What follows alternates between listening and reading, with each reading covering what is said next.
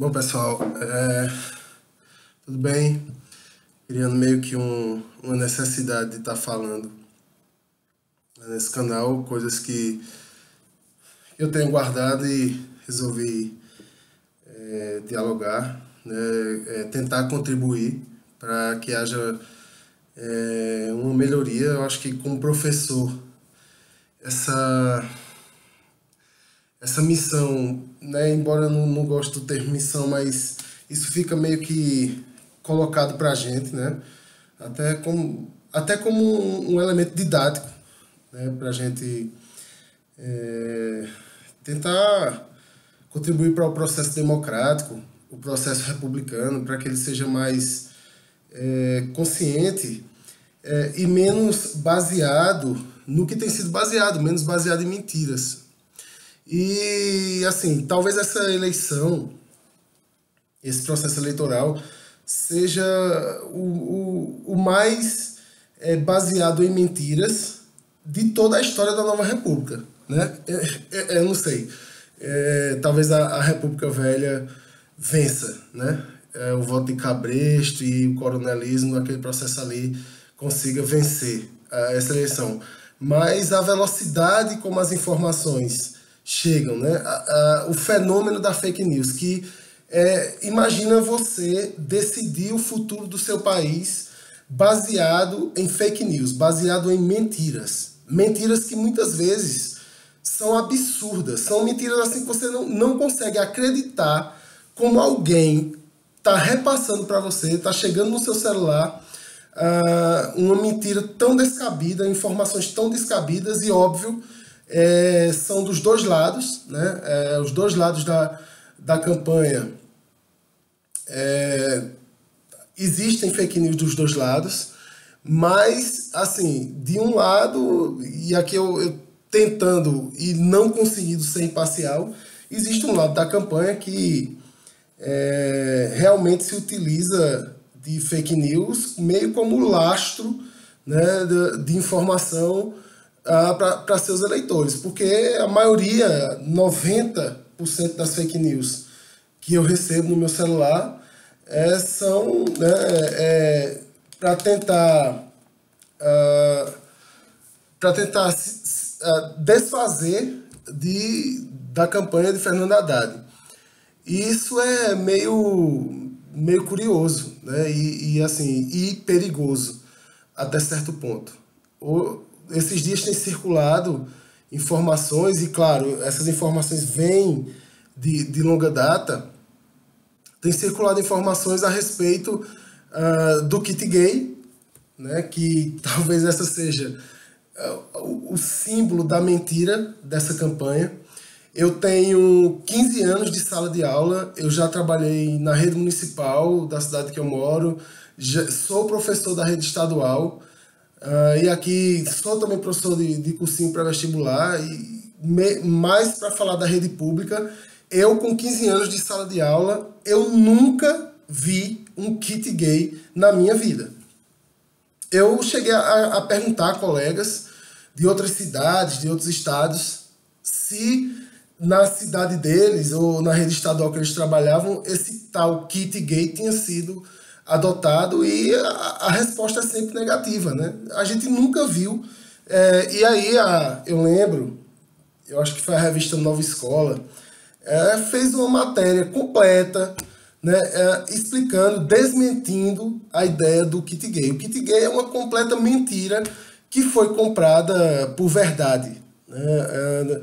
Não à toa tem uma figura muito famosa na política, né, que sustentava a ideia de que uma mentira contada 100 vezes, 1000 vezes, ela vai se tornar uma verdade. E isso tem funcionado muito bem nos dias de hoje. De forma que eu quis fazer esse vídeo com o tema como conversar com o eleitor de Bolsonaro. E isso é um tema muito delicado. De antemão, a primeira resposta que a gente pode pensar para essa pergunta, como conversar com o eleitor de Bolsonaro, é com respeito, né? Com respeito a essa pessoa, né? Porque é muito complicado nos dias de hoje A gente está vivendo um processo em que a campanha ela tem se baseado em mentiras, em fake news, e durante um bom tempo a gente baseou a campanha na ironia, na brincadeira, né, na tentativa de desmerecer o outro pelas suas opiniões. E a soberania da democracia é essa. No próprio processo democrático, né, a gente começou a entender que a ironia, né, a tentativa de desmerecimento do outro, isso só contribuía para uma situação ainda mais caótica e uma radicalização, porque aí os lados passam a se odiar. E o diálogo, né, você colocar uma tentativa de razão nesse processo é uma boa alternativa de cura para a doença que nós estamos vivendo, que é a doença do ódio político e a doença da falta de diálogo. A falta de diálogo provocou as maiores tragédias da história, né? A falta de diálogo levou e leva a humanidade a vivenciar processos trágicos, anti-humanos, né?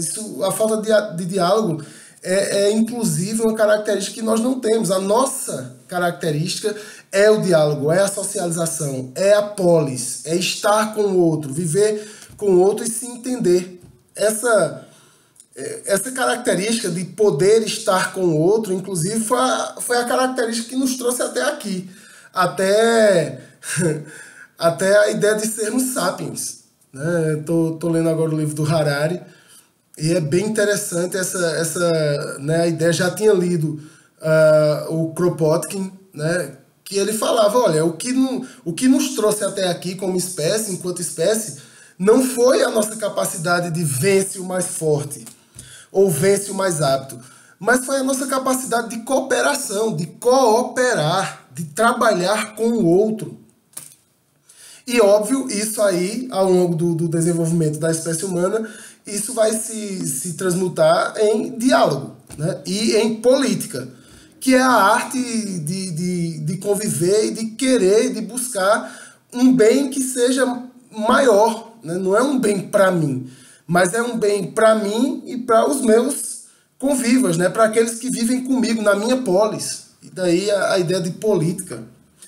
E o diálogo tem sido interrompido. Um grave sintoma disso aí é a incapacidade que nós temos de ouvir o outro.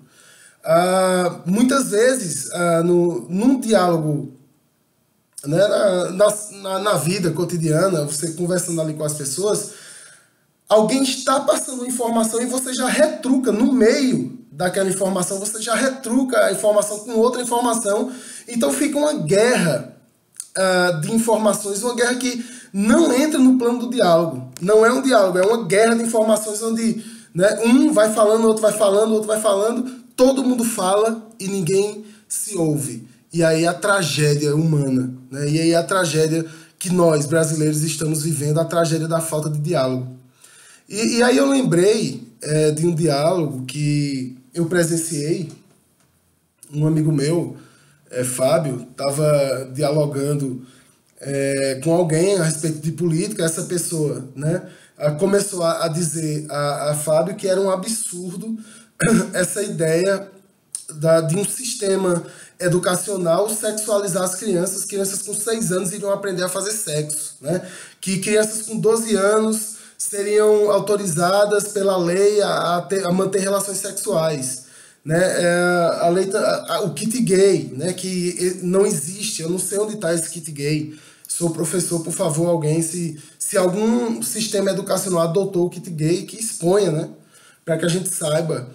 E ao invés de Fábio retrucar, o meu amigo Fábio que estava nesse diálogo, Fábio começou a ouvir a pessoa e disse que estava preocupado, e de fato isso é uma preocupação, né?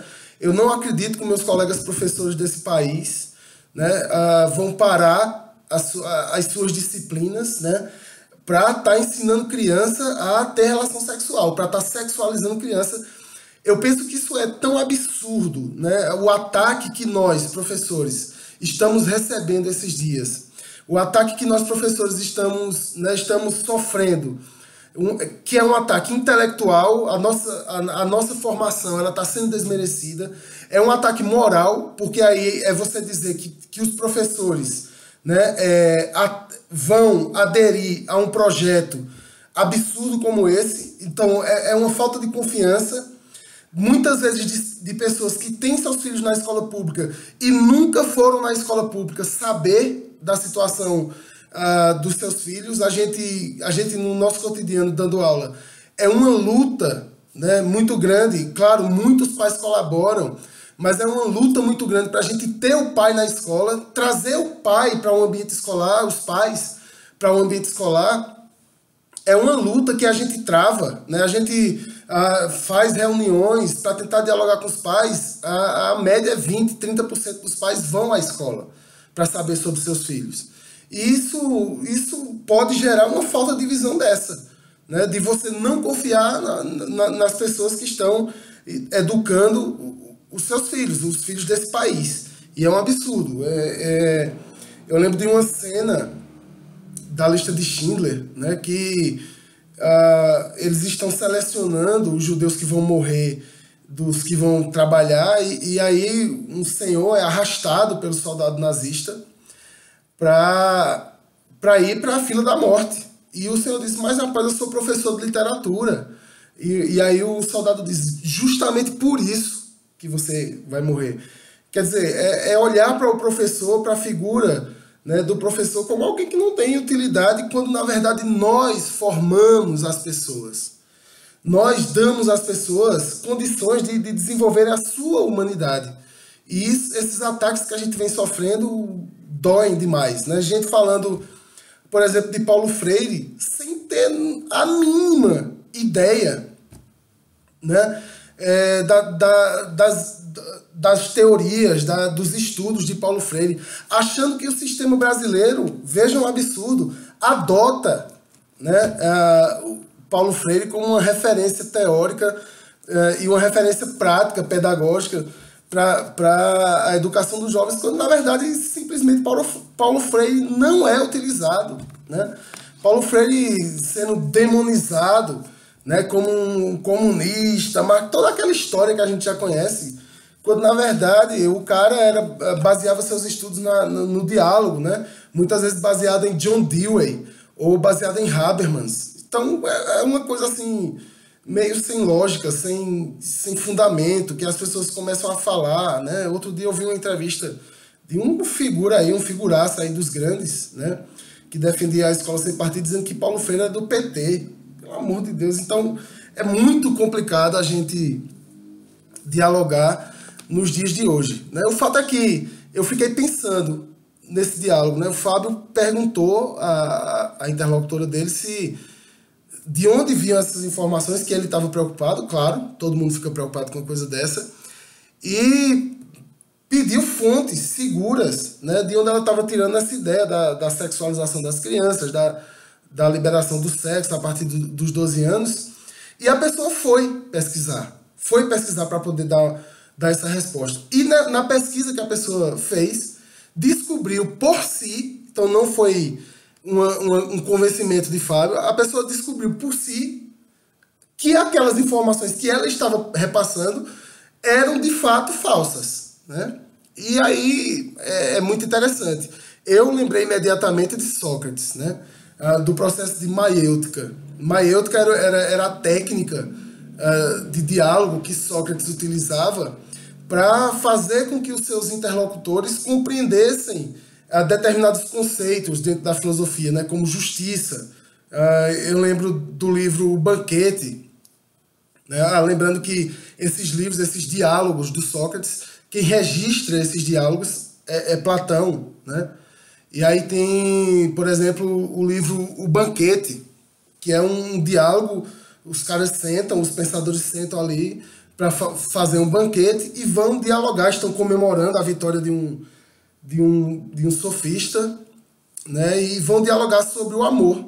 E cada um vai, né, falando sua visão de amor. E o que eu acho muito interessante nesse diálogo é que enquanto um fala, 6 ouvem, né? A gente aqui não consegue colocar dois para dialogar, porque os dois falam. E aí tá ali, um falando e 6 ouvindo, até que cada um tem sua hora de falar. E aí o Sócrates, através de questionamentos, ele vai aproximando, né, os seus interlocutores a uma ideia de amor, né, mas em outros diálogos pode ser a uma ideia de justiça, né, a uma ideia de beleza. Eu creio que é Fídias maior, não lembro, mas existe um diálogo também, né, um diálogo sobre a beleza. E é através do diálogo e, sobretudo, ouvir, né, o próximo, ouvir com respeito. A gente tem que sair, né, e é uma lição que eu trago para mim também. A gente tem que sair do espectro da ironia, né, de tentar diminuir o próximo e passar a ouvir o outro com respeito, né? Eu penso que a partir daí uma ideia de uma soberania democrática que nós, brasileiros, estamos precisando. Isso é urgente. Nós estamos sequiosos de uma consolidação do nosso processo democrático. E essa consolidação, ela vem através do diálogo. E aí eu vou retomar aqui os gregos, né? A polis, é uma democracia mais direta, né? A gente padece do mal da democracia representativa, porque você aperta o botão ali uma vez a cada 2 anos e você é esquecido, você não participa do processo político. E isso é um risco, talvez é algo que a gente deva pensar, né, na maneira como a gente participa da construção da nossa democracia, na maneira como nós somos republicanos. É a coisa pública, né? Somos nós que construímos isso aí, tudo. E aí eu fiquei com a ideia da maiêutica socratiana na cabeça, né? Você simplesmente perguntar àquela pessoa que está lhe passando uma fake news se aquela informação é correta, se ela pode lhe dar consistência naquilo que tá afirmando, para que ela buscando essa confirmação, se é verdade ou não, ela mesma possa chegar à verdade dela. Veja, não é você que está passando verdade para ninguém, né? As pessoas muitas vezes não admitem ouvir verdades de outras. Então é interessante que a gente tenha uma maneira de colocar essa pessoa para entender e ver, desvelar a realidade e entender ela mesma a verdade.